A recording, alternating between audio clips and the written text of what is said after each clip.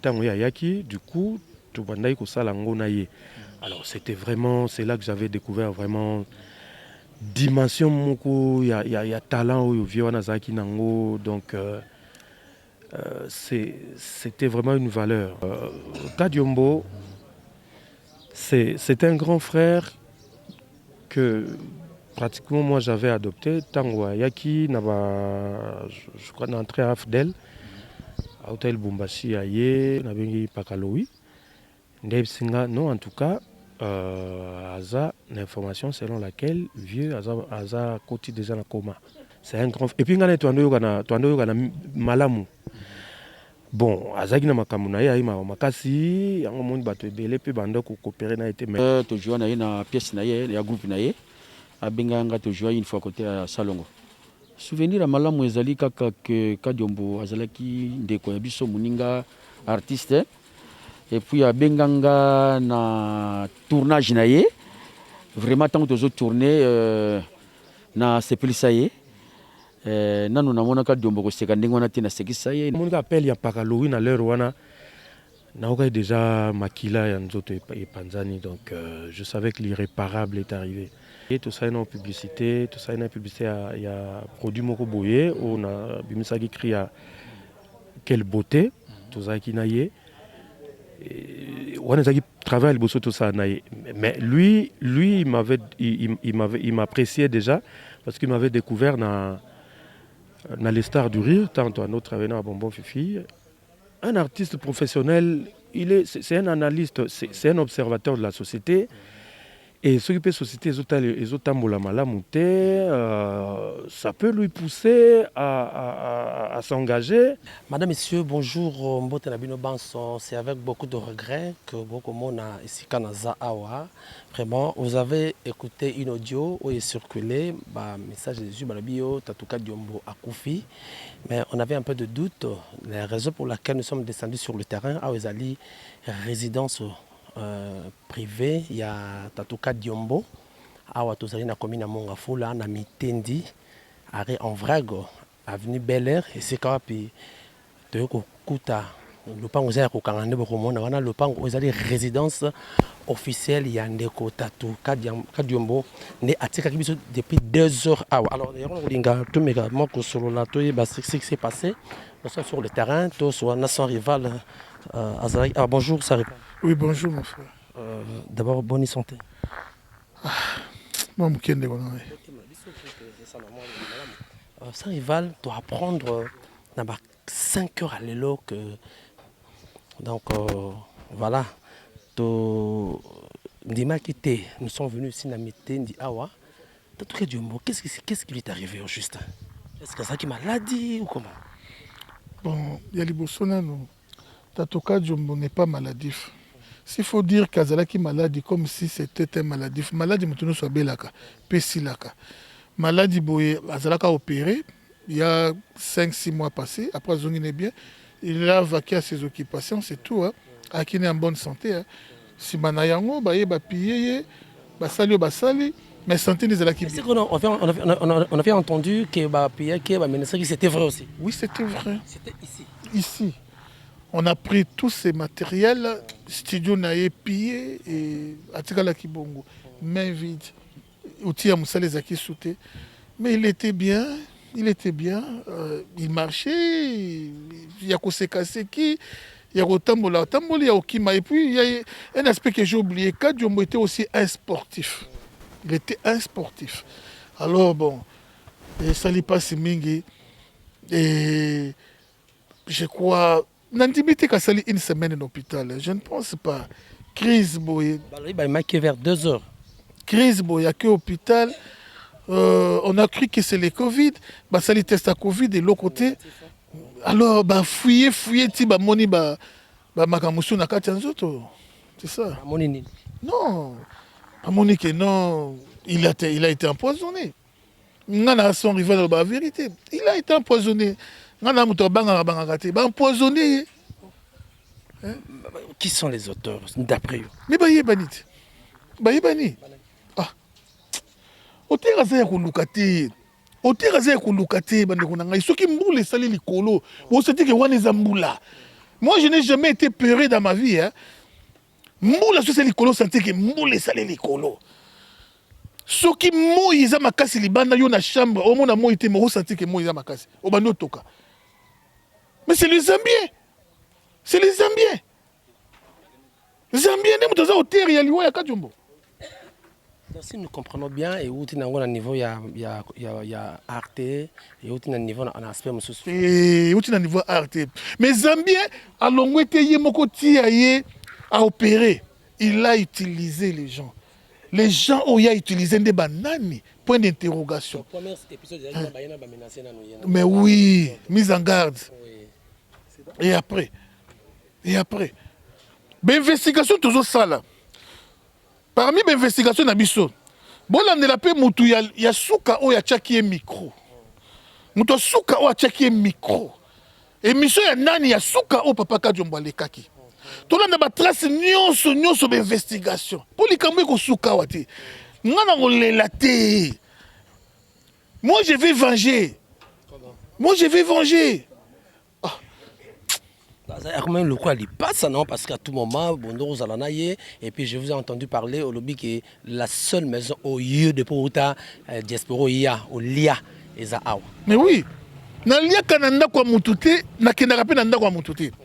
Mutu oyo ayebi ki na sina ye pa na ye ngana vai na kiti bonale. En tout cas, allez quand la teva loba. Non mais la cide na koufi.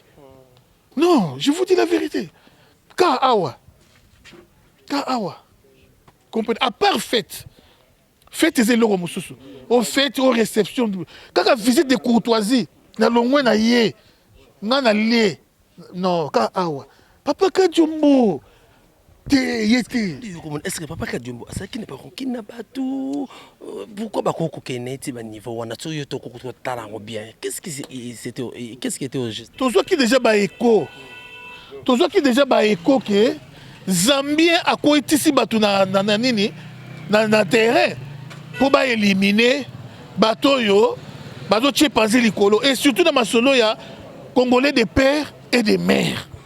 C'est ça le problème. C'est lui à Romer Obeteroma c'était makasi. Bandeko nanga bolanda ngai partout. Ba nyonso oyo bolinga Papa Kajombo. Ba nyonso bosalaka musalo Papa Kajombo salaka. Si vous ne parvenez pas à arrêter cette hémorragie maintenant, sachez que demain, il y aura un autre Kajombo qui va partir. Et après demain, un autre, ça sera un système. Ça sera une série. Moi, j'ai évolué avec les Zoulous, les Sud-Africains, je sais comment ils réagissent. Hein. Biso ceux qui va monner les biso pour tous ba naïf ba congolais. Toi tous aka ba to loba tous na biso d'action le côté. C'est ça congolais. Ata tous boye, mutu so ko yaka bo ba azuka moka na biso na abandu beta ye bo biba simizela kei to tale ka ba ko loba. Pourquoi congolais ko sala boye o ko beta moninga boye o tsuika na ko loba. C'est ça les congolais, vous ne réagissez pas. Papa Kajombo est parti, il est mort. Siko to vandi. Après lobika to comme lobi to robosana. Tokobosana Papa Kajombo. Toko sutuka soki deuxième Kajombo akufi.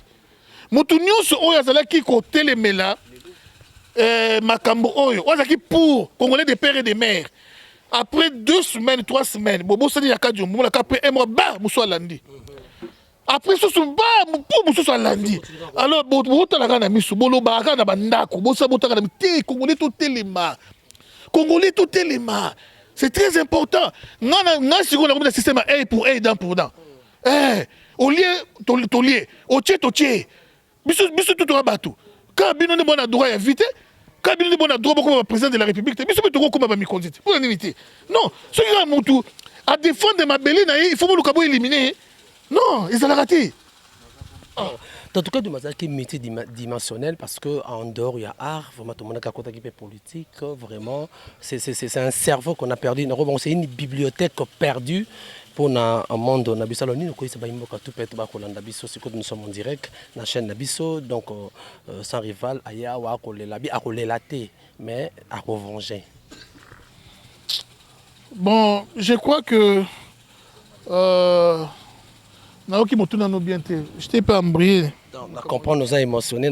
Azaki, un artiste en dehors, il y a art, à Kotaki Penela. C'est une bibliothèque qui est perdue, dans le monde de que ce soit il y a théâtre, na politique.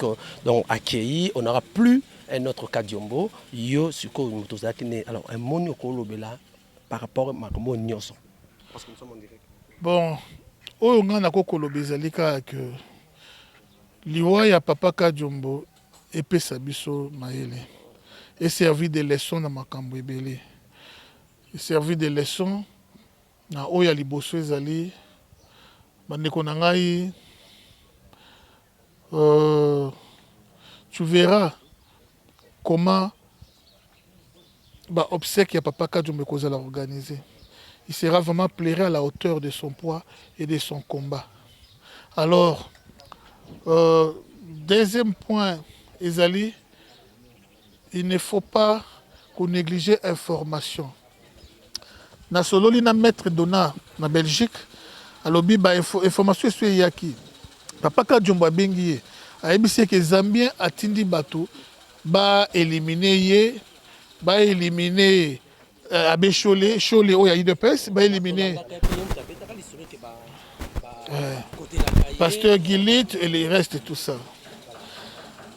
Et pas plus tard que 2 semaines, son rival, j'ai reçu aussi le même message que Zambien a mandaté Bato, Atindi Bato, ba éliminer yo. Alors, Babiso Monindo ki belela, na belela ki. Mais lelo oyo, Papa Kadiombo accueilli. Tout ce que moi, je peux regretter, Zali, il y a certaines choses qui ne demandent pas la discrétion. Et c'est qu'on hausse les tons. Parce que Papa Kadiombo, tant que qui première fois, au opéra qui est, ngai, tu vois, moi, c'est de qu'on a parce que Tomo Banga Mambébélé. Papa Kadiombo, tant que opéra qui est Malaya Liboso, il n'y avait que moi qui le savais. Si Papa Kadiombo Nabi, moi je vais publier ça. Maman, Madame Aboyi, habité, ce qu'on publie et Bimisabi Sobabola, comme si Tozo Mandi, habité, Kadiombo Azamuto à TV. Attends, il y a des côtés liés, moi qui les y a des côtés liés. Azamuto à TV, ça le quoi Moutounio sauté. Alors, je me suis soumis na mebe kwa famille. Tant que beli tour bandeko na ngai franchement bato baye bakité. Baye bakité. Or moi je condamne ça. Pour na ngai ceux qui peut-être bato baye baka dès le premier jour. Peut-être alinga comme en état hôté. Pour ça na bato ya misu mi ne pe balinga baya o yanga munaye balinga ba soutenir. Bato ya misu ya bien pe balinga baya na ngam ne ba soutenir. Bato oyo bayebi ba vrai bato ba biki saka poison. Hein? Il y a façon tout. Baza pe na Kinshasa ah. Ou ba quoi y a pe de quoi apporter pe moi quelque chose au pays peut-être que moi c'est comment boy. Alors discrétion, ils a ramalamu ils a rapé ma bé. Il a ramalamu ils a rapé ma bé. Alors en un mot Congolaises et Congolais, la meilleure façon de pleurer Papa Kadiombo, c'est de l'évangile.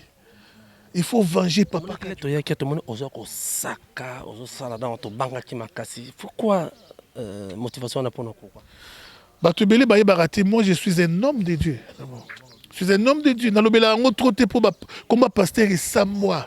Je suis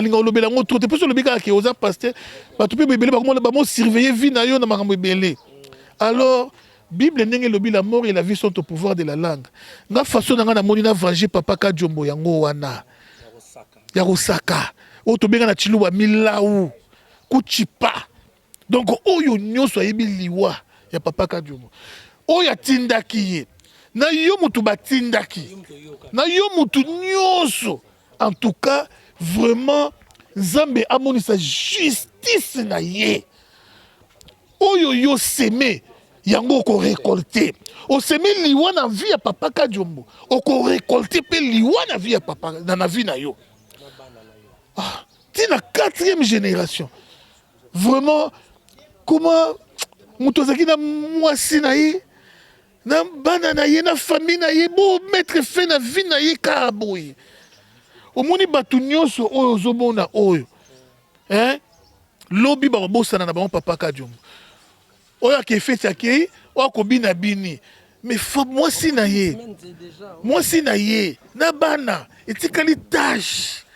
Nani ako remplir sous place wana, ako combler vide wana. Azati, quand vous décidez que non, de mettre fin à vie à moto, ça c'est bizarre. Payé baké. Papa, okokomaka no président na Congo te. Attendez, okokomaka président na Congo te. Okokomaka président na Congo te. Moi, je suis prêt à te soutenir comme un président na Italie, tout na Zambie. Dès qu'on a soutenir yo makasi, on remplacer Constant Omar il a fait kofa. Mais quand à Congo, dès fait kofa pe ba David ba bouyi na bango ba David ba boyi. Ba lingi na bango to koyo kata yote. Parce que ma bena yo leki au batama qui est hypocrite, plus mauvais que Joseph. Plus mauvais que ceux qui Congo ils sont présents le ya bongo. Mais c'est grave. C'est grave, je vous dis Congo est aussi là. Et aussi là. Et ben, dès qu'on a aussi un bino, vous m'avez besoin de la prudence parce que décision, au batouana, nous sommes bazouis. Et Zaliba, banda ko éliminer ba Congolais, ba kasi na poison. Ba poison tabouli na ba niveau nyos, na ba degré nyos. Soyez prudents, soyez prudents, soyez prudents. Yo quand na réseaux sociaux, le bagi quand akeo, Congolais de pères et de mères, ba landelio, na adresse na yo, keba. To bangate. Mais tout soutenir Mboka, tout soutenir Mabélé. Merci beaucoup. Merci sans rival, merci beaucoup pour notre position.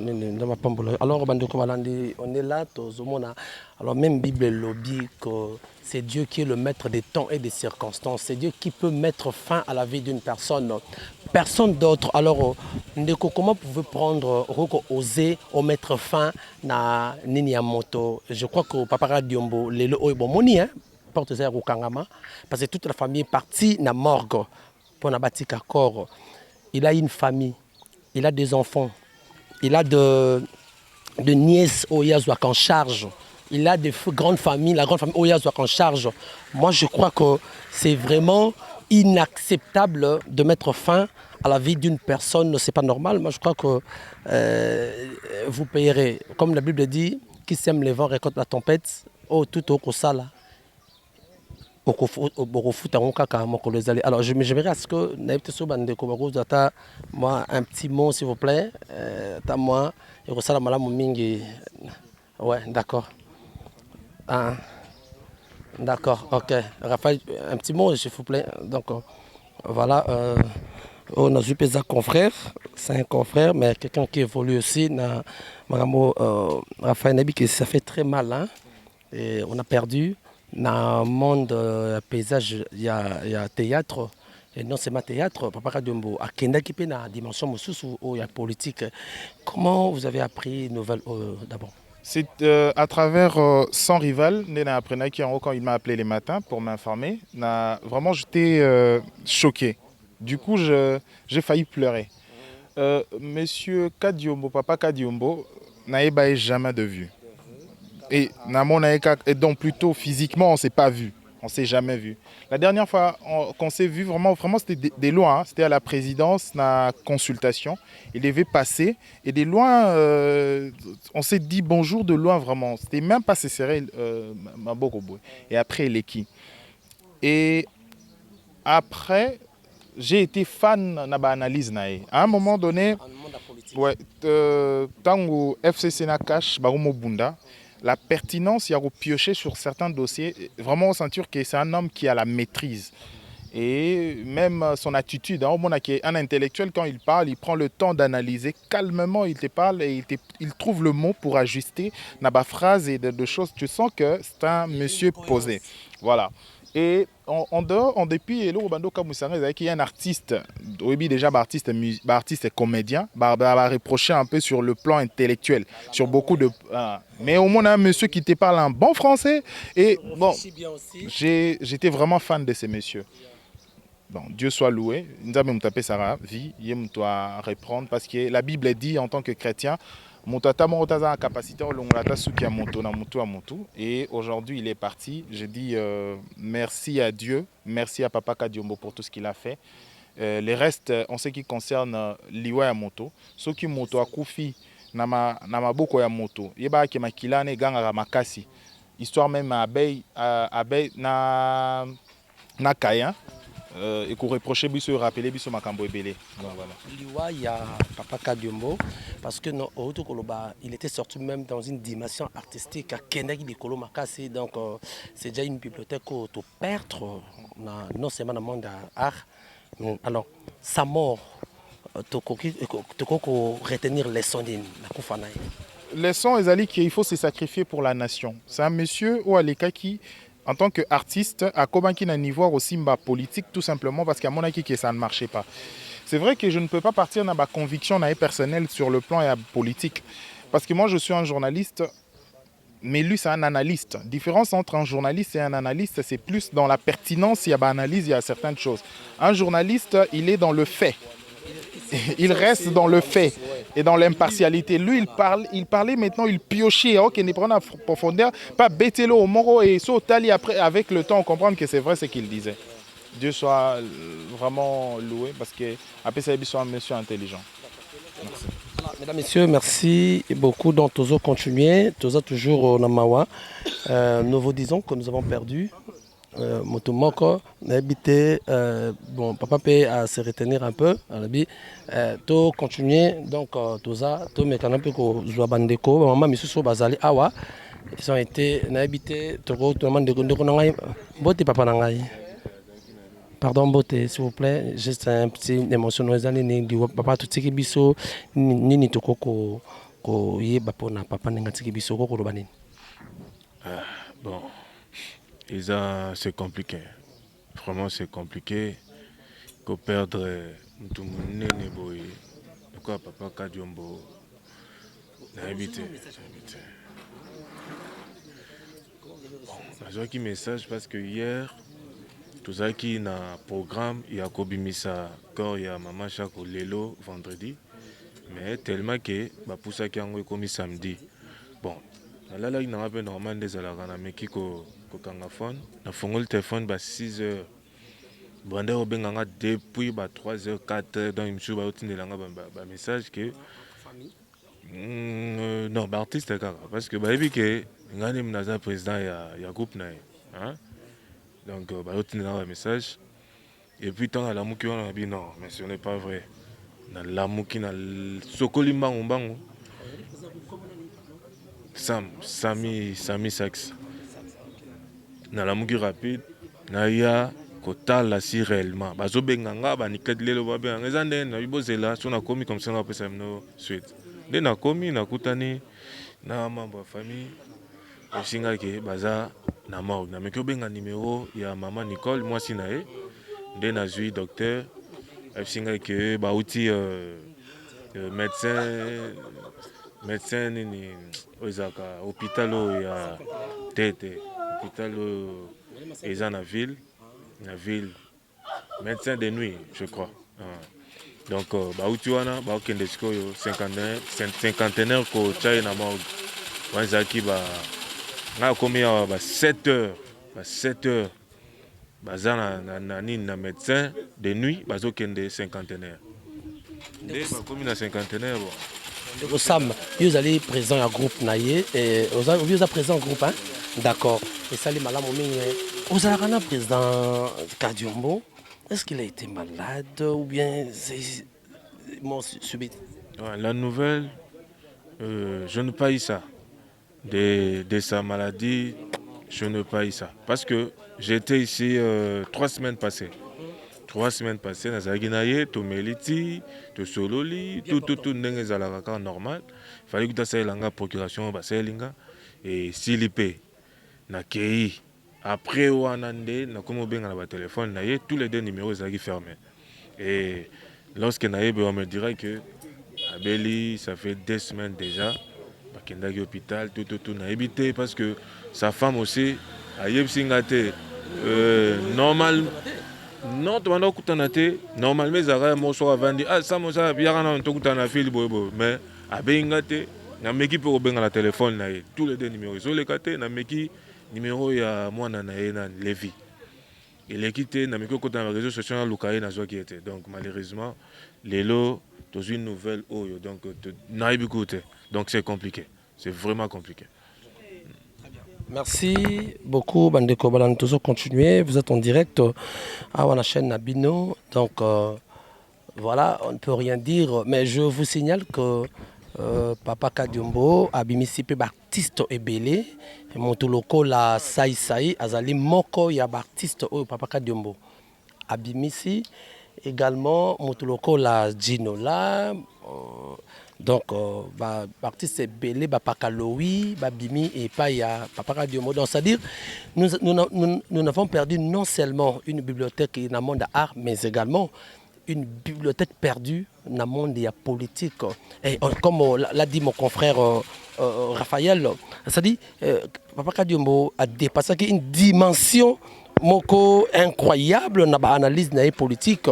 Quand il faisait ça, ça faisait vraiment Marambo Ebele. Là, vous comprenez. Donc, Papa Diombo est mort. C'est cette nuit. Hein. Il y a l'élo. Donc, nuit, il y a jeudi et vendredi. À Tikibiso, donc nuit, il y a le 15 et le 16 juillet 2021. Papa Diombo. Mais pendant que nous avons encore un corps plutôt, excusez-moi, photo bimisa lobby Mama Chako na morgue il y a clinique quinoise pour que nous reconnaissions. Malheureusement le monde du théâtre vient d'être frappé na makambo o etali mort ya Papa Kadiombo. Donc sa maladie n'a pas été annoncée, qui présent à groupe naïe à lobby, je crois que ça n'a pas été annoncé. Donc vous voyez, c'est sa résidence, Escot aux Ali. Donc, m'a vraiment évité. Mais ça, c'est la première partie. Il y a direct Nabino déjà qui est sur le terrain pour tout l'Axabino. Parce qu'il y avait des doutes. Hein. Certaines personnes disaient que non, Akoufi, et ça fake news. Et ça fake news. Papa Kadiombo est parti, il nous a laissé. Voilà, donc, merci d'avoir de retour beaucoup dans la biso.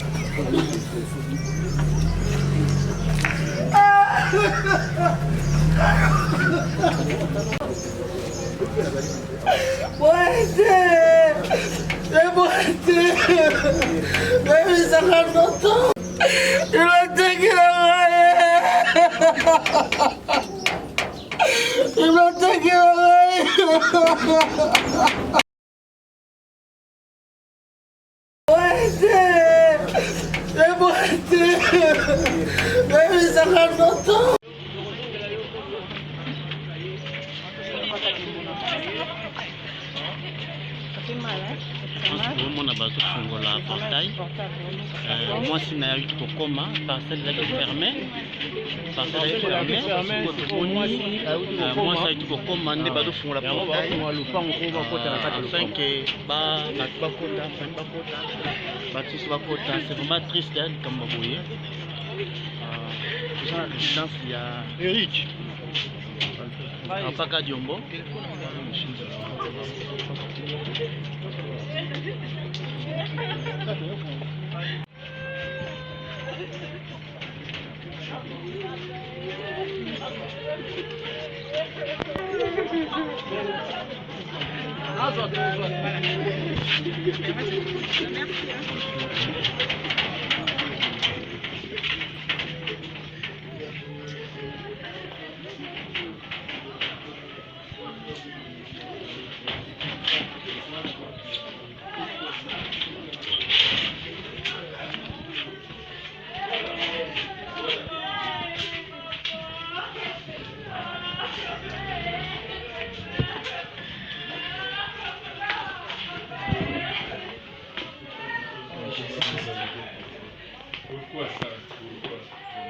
S'il vous plaît, on a besoin de l'intimité familiale. Ok, merci. Vous prenez quelques images et puis vous Ok, merci. C'est bon.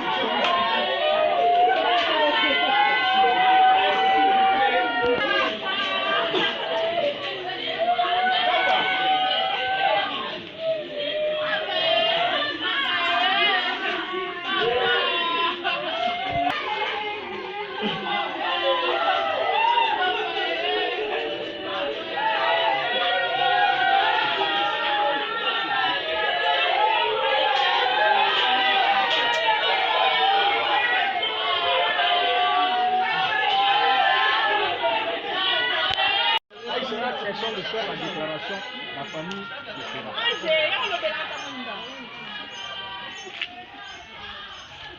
Je pense que au tout pour moi wana ezali bongo toza na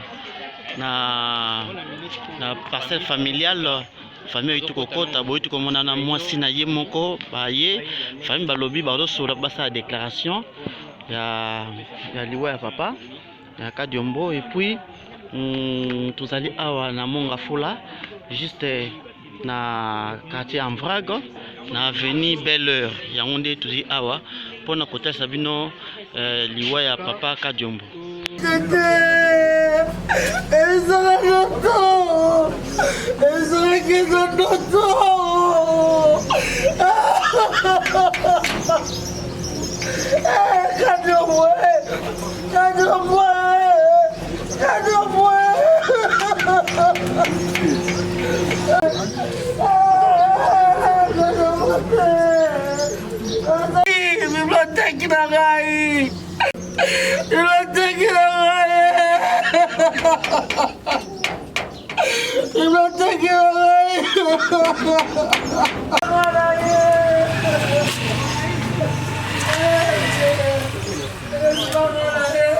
Tout ça a matanga ya papa Kadiombo là c'est comédien. Je pense que dans Panza bozo mona bonne présence ya président Bodo na moni Tito na moni maso coupé Pakalowi à la résidence naie to luka parce que na moni Bodo azali wana za mtu a travailler na mingi surtout et puis na moni mwana nae na monde artistique Pakalowi azali awa to luka to tendre mon micro to mekepe to yeba est-ce que vous présenter un malade, un malaise ou comment tu vas évoluer qui n'a ndenge nini il faut vraiment tout ça wana to ka to pusana to bazo soana no to pusana to yeba qu'est-ce qui s'est passé par rapport ya liwana ye parce que moi ba incompréhension belé par rapport à ça mais to yeba to me ka to so baninga na ye ya musala voilà.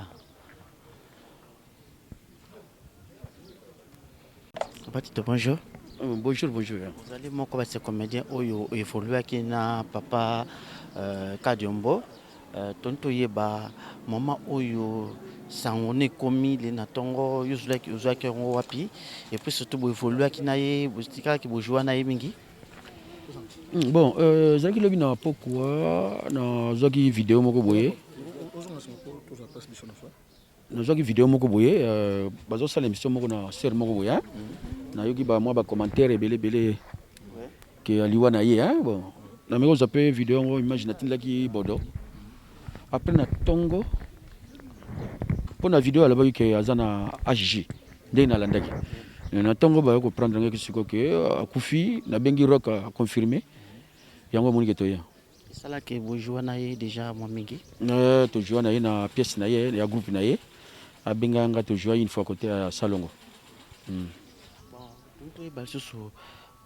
Avant après une semaine, 2 semaines, non, tout le monde a gagné. Quels sont les meilleurs souvenirs de votre côté?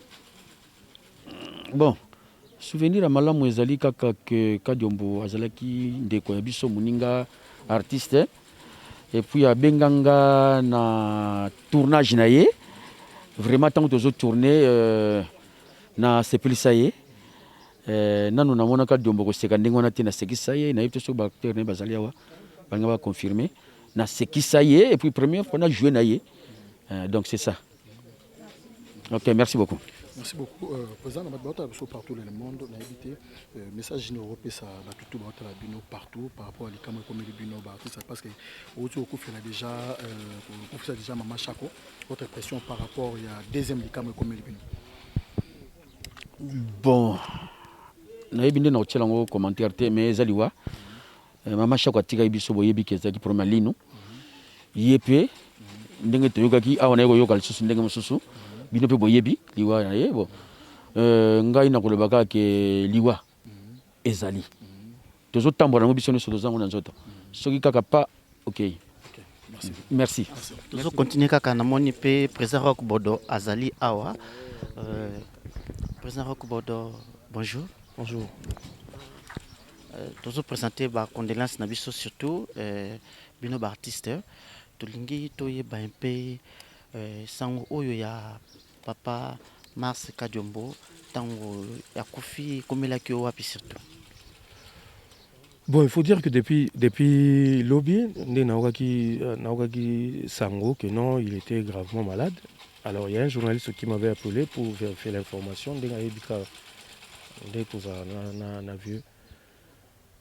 Alors, le roi n'a une information, Naogaki Sango est malade. J'ai essayé d'appeler, n'a pas numéro Naemi Balé, ça ne.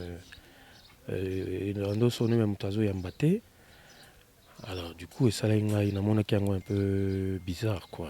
Alors j'ai directement appelé parmi Bananaye au travail na bango au bazaki proche na epe na bengi Pakaloui. Non en tout cas aza l'information selon laquelle vieux aza côté déjà na coma.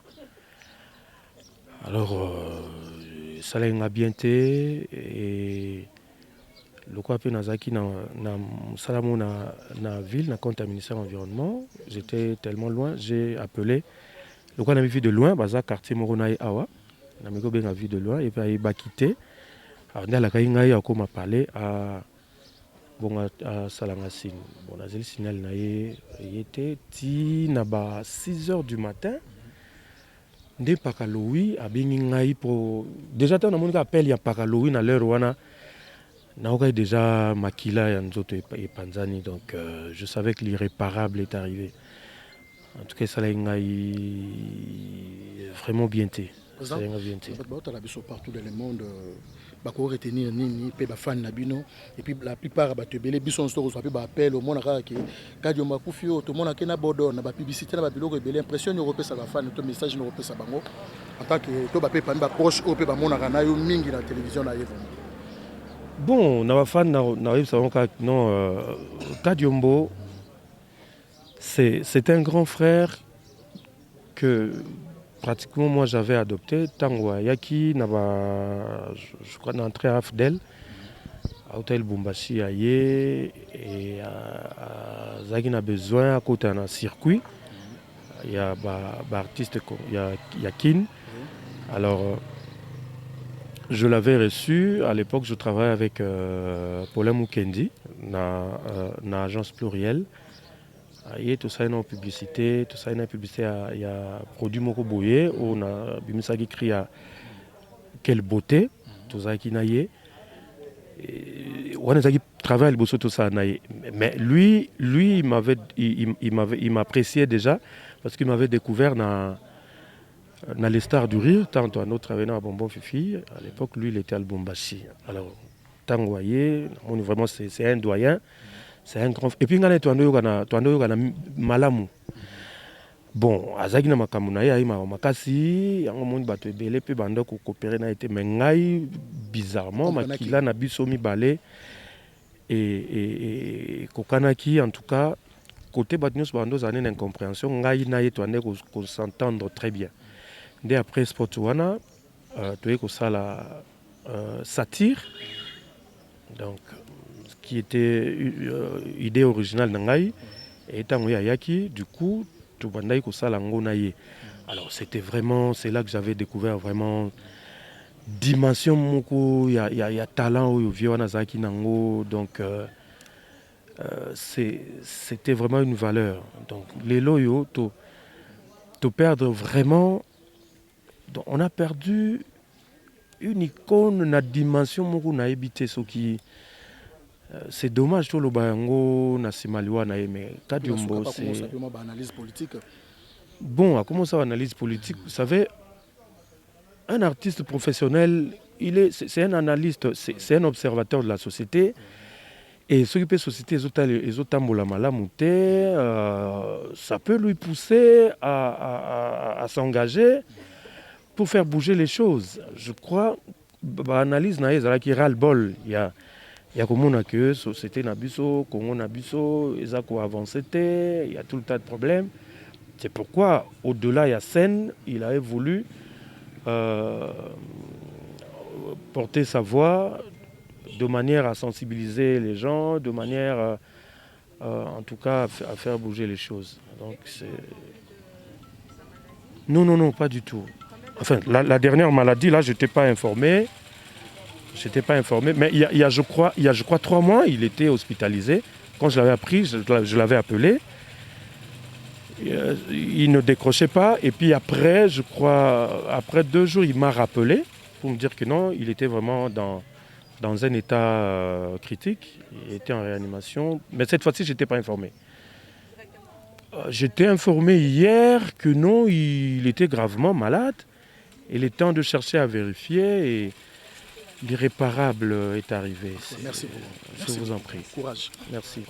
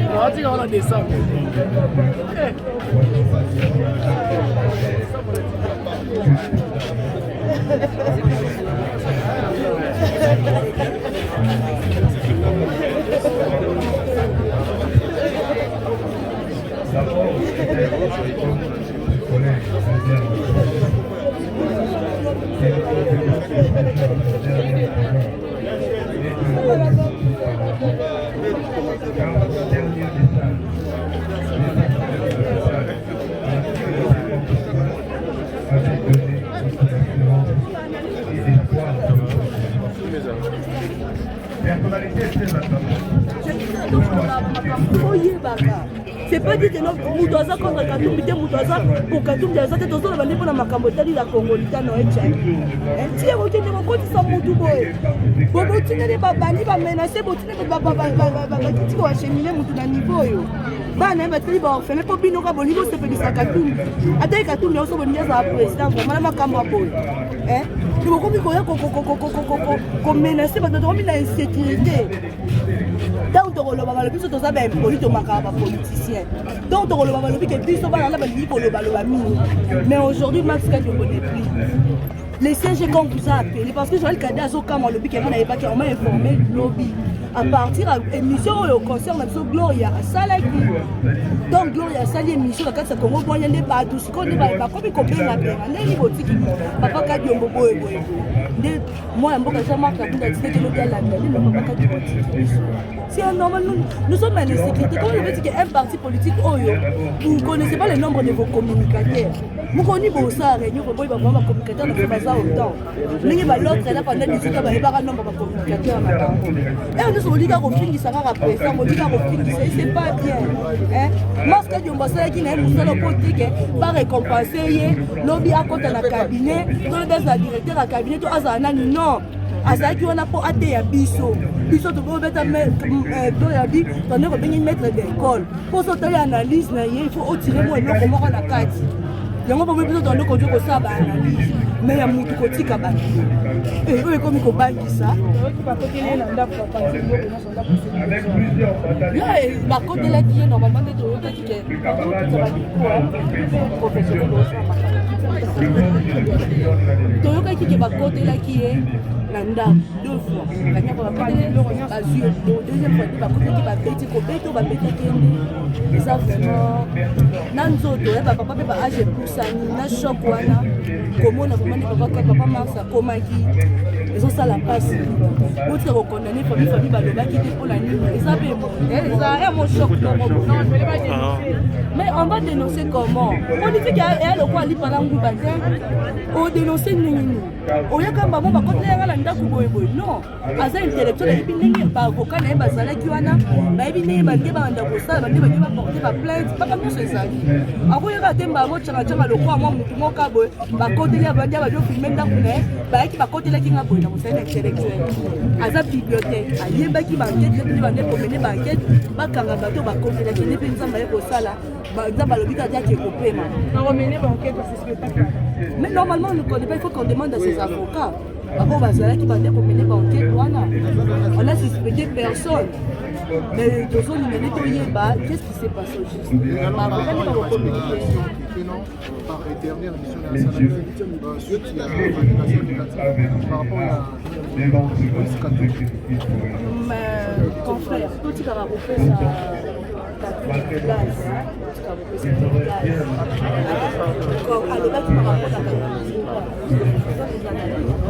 Quand il y a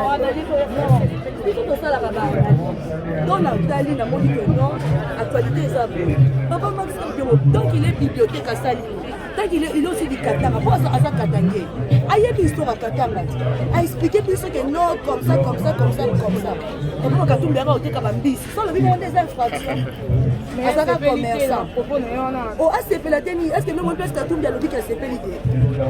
Pour deux, ça ne faut pas critiquer. Ça n'est pas Somba, Mandia, journaliste à opposition billet faire. Oh, bah, ça permet de dire, ACP la qui bon, nous, bah, billet faire. Par contre, va faire chier Katumbi. C'est Katumbi a ACP l'idée. Mais il y a un ministre de la gouvernement. Le ministre de la Pointe. Chériba Kendasa, il y a ensemble. Christopher Lukumulaza, il y a ensemble. Non, qui n'a financé? Quand Diombo va financer le côté, quand Diombo a fait un franc de côté, quand Diombo a pris un rôle, quand Diombo a fait quand Diombo a matriculé dans le ministère, oui, c'est long à la lobby, elle a matriculé dans le qui a des déplacements. Quand Diombo a fait ça, vous savez, pour éveiller le peuple, pour éveiller le patriotique, pour aller sa histoire à Congo. Pour ça, il y a une histoire à Congo. Mais tu peux le dire, à soi qui est bon, on va financer et ça, comme on a le papa qui se bat la matière, c'est normal. C'est lui qui a la faut qu'on la enquête. Donc, enquête, on va venir au Rézali qui est dans il y a la famille, non? Il y a ses enfants, ça, on va l'enquête. Il y a ça, on va tout battre, mais papa, c'est que tu vas pas monter ma haut. Donc, partout, faire l'enquête, c'est anormal. Le Marco, les appels à l'information aussi, il y a une intersection à la presque à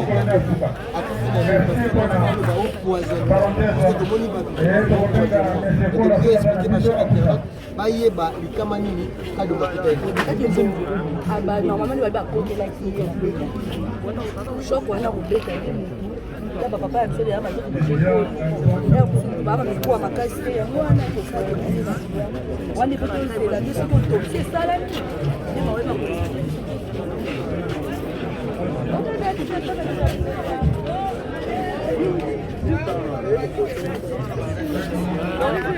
Bonjour.